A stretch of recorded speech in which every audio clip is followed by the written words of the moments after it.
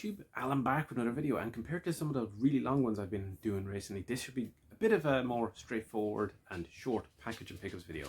This is a very delayed trade with Feed Me Chicken.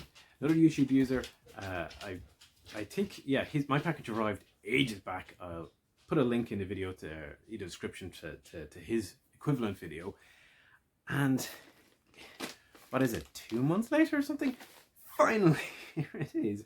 This took so long. And you can see even as it's been sent, like customs documents and whatnot. So he's in the UK, I'm in Ireland. Historically, it's not been that difficult to do trades and whatnot with. Hell, at around the same time, I sent something out to Australia and received something from Australia from Electric Adventures. It took so much longer to come from the UK. And I got custom charges on it as well. So even though the value was like marked as like 20 odd euros, I still had €8 in custom import charges. Insane. The package got sent back twice. It seemed lost at one point. It was like, oh, then it turned back, so we had to send it again. They sent it again. It's still not arrived. Then it goes back. And I think he used different, was it every EVRI or My Hermes? Some Hermes, I guess. I think Hermes have got a bad reputation, but at least they managed to get it delivered. My lord, it was like, what's going on? I thought it had gone into the Twilight Zone. So fair play for them to kind of keep persistent and keep sending it. And it finally arrived. So what's in the package? Just a few bits.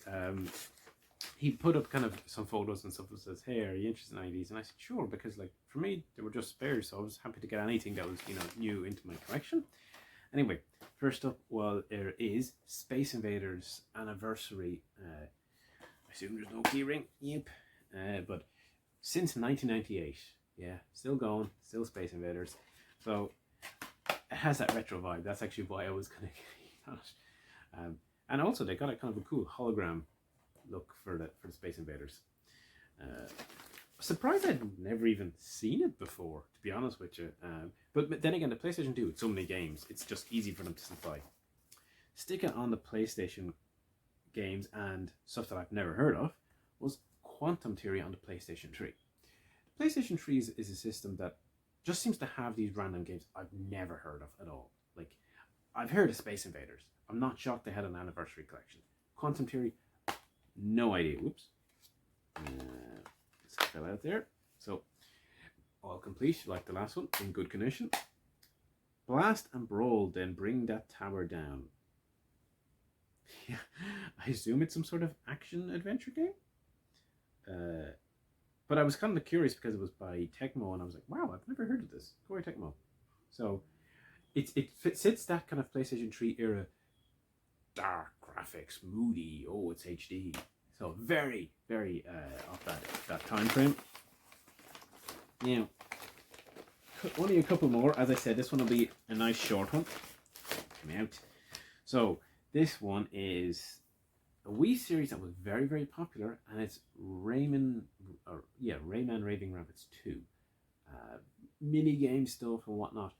I'm not a huge fan of the rabbits. I think this one is just the warning guide thing, but no manual.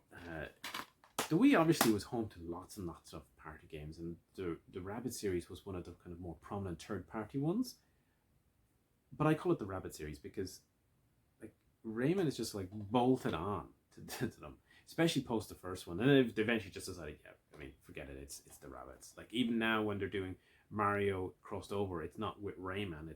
Although he's going to be a DLC add-on, funnily enough, for the newest version of was it Sparks of Hope or something.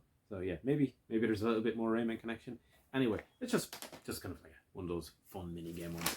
The main game that I was actually interested in was this last one, and it is Doom 3, the Steelbook edition, or limited collector's edition as they call it. So I have Resurrection of Evil, I think, is it, on Doom? On the Xbox, but I didn't have Doom 3, or at least I don't think I have Doom 3. So when I seen that, I was like, yep, I definitely want to add that, because what's not to like with Doom? Now, Doom 3 is actually one that I struggled to get into because it's too dark for me, basically, and it tries to lean more into the kind of horror side of things, in the kind of action side, which the original Doom games had done. I'm curious, I don't recall, like Resurrection of Evil had the original Doom and Doom 2 and included in it. And that's actually where I spent most of my time in Resurrection of Evil. I'm kind of curious if this one has the same thing or not.